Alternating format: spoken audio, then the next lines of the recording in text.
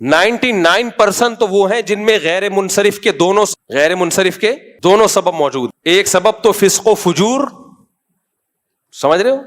نہیں سوری, ان میں کچھ لوگ تو ایسے ہیں جن میں غیر منصرف کا ایک سبب ہی دو کے قائم مقام ہے, ٹھیک ہے, وہ ہے فسق و فجور. جو عربی گرامر کے طلبہ ہیں وہ سمجھتے ہیں, فاسق ہوتے ہیں, تو ایک ہی سبب دو کے قائم مقام, تو وہ ہوتے ہی غیر منصرف. اور کچھ ایسے ہیں جن میں غیر منصرف کے دو اسباب ہوتے ہیں, فسق و فجور تو نہیں ہوتا, کیونکہ فسق و فجور ایک ہی سبب دو کے قائم مقام ہے.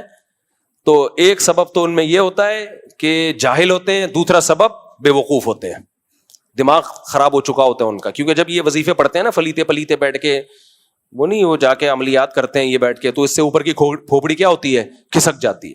دماغ بہت سینسٹیو چیز ہے, یہ ذہن میں رکھو.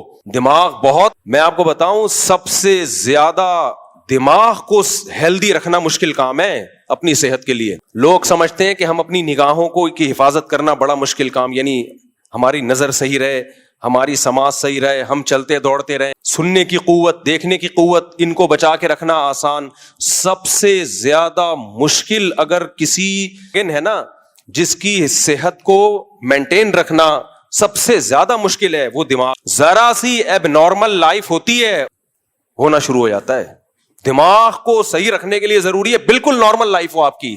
نہیں آئی میرا خیال ہے بات, یہ بہت اہم پوائنٹ ہے, اللہ کرے یہ کھوپڑی شریف میں اتر